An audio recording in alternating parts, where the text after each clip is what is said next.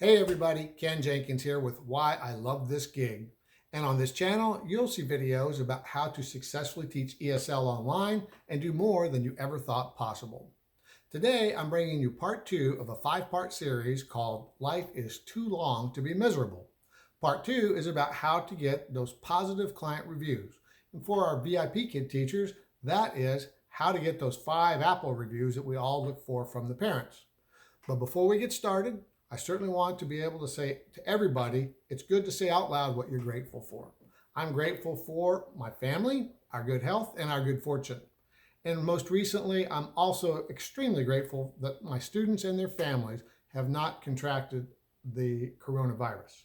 And to them I say, Bai Du Butin. This is just a Chinese way of saying, don't get infected. All right, great for that. The first part of the series, part 1, it's down below. If you didn't get a chance to see that, you'll have the link and you'll be able to see it. But today we'll talk about how to get those positive reviews. And I'm going to use an acronym TEACH. The reason why I use an acronym TEACH is because so many people have told me, Ken, I don't know if I teach well enough to ask for a 5 Apple review, a positive review. Well, today let's take a look at that. Maybe you do and you don't realize it.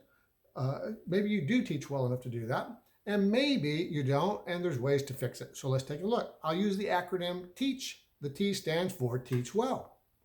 Teach well. Be knowledgeable. Know what you're talking about. And beyond the obvious, not just what you read on a screen or on a piece of paper. Be able to answer the questions. These are simple things that we do, and it's not too difficult to go out there and have a little more knowledge than what you're looking at. The second part, E, is for engage. Engage the student. You want to teach to the student, not teach at the student. Anybody can read from A to double Z, whatever they've got in front of them, and ask a child to repeat it. That's not teaching them. That's looking for robotics. So what you need to do is know their birthdays, know their favorite foods, know their sister's name. Be the one that teaches no different than you would teach your own children if you have children. Okay. Ask. The A is for ask. Ask for the review. You teach well, you know who their children are, go ahead and ask them to give you a positive review for doing those things. I'll tell you what I do. I go at the end of my class feedback or unit assessment, I will say in there, hey, if little Johnny enjoyed the lesson today, please consider a 5 Apple review for Teacher Ken. Well, I don't tell them that before the class ended, I asked little Johnny, did you enjoy class today? And he said yes. So I already know that I've got half the answer that I need. The parents just have to respond. Kind of a simple way to do it, but it's actually asking in a favorable way. I wanted to earn that. I taught the child. I thought I did well. If they enjoyed it, please consider the review. That's not asking too much, and it's certainly not begging. Okay. Communicate. Communicate with the parents.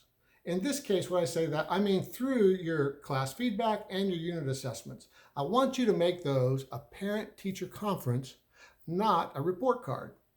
Because if you just say, this is what they did, this is what they didn't do, those things are pretty obvious when they go back and look at the video. And somebody can translate that for them if they need to. What you want to do is be able to say, this is what they have been working on, and this is what they've gotten successful at, and what we will continue working on.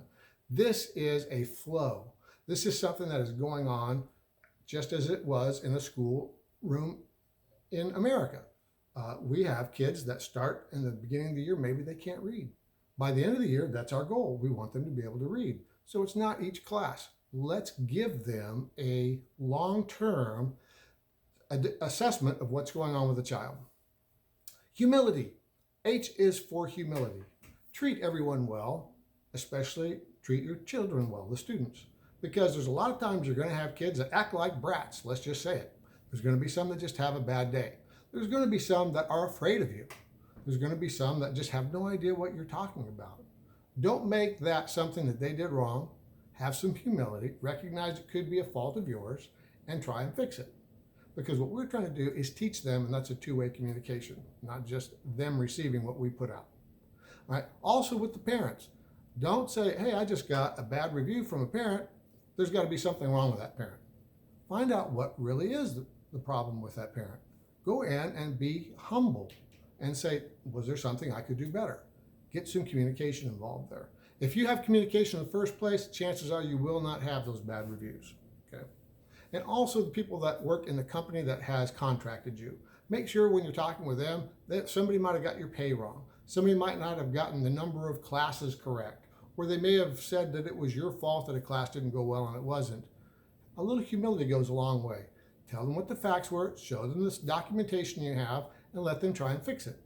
As soon as you go off with any type of an attitude, then all of a sudden people don't really want to help you too much, if that makes sense. And that's anywhere in life. Okay. So if you would try these tips and see an increase in your reviews. That's what I've seen for a lot of folks that I've talked to. And always remember, on your worst day, you still want to try and do your best. Another reason why I love this gig. See you soon.